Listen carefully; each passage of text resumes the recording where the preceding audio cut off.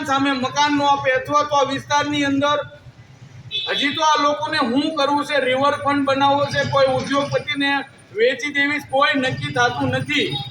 તો આ બધા લોકો તૈયાર છો અમે તમારા માટે ગાંધી ચિંતા માટે ઉપવાસ કરવા, ધરણા કરવા, તમારી લડાઈમાં અમે બધા અમારી સંસ્થા સહભાગી છે.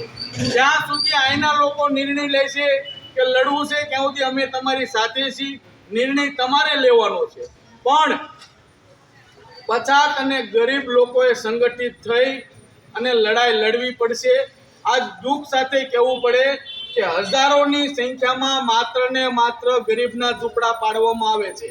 એક બાજુ સરકાર એવો નિયમ બનાવે છે કે દરેકને ઘરનું ઘર મળશે, તો ક્યાં ભાઈ ઘરનું ઘર આપો પછી આ બેન દીકરીઓને તમે ખદેડો.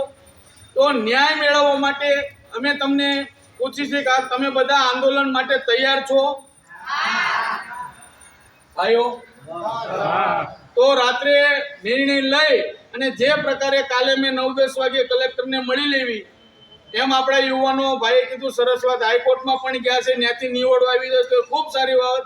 બાકી લડવાનું છે ગાંધી ચિંતા માર્ગે, અમે તમારી સાથે છીએ, તમે તૈયાર રહેજો.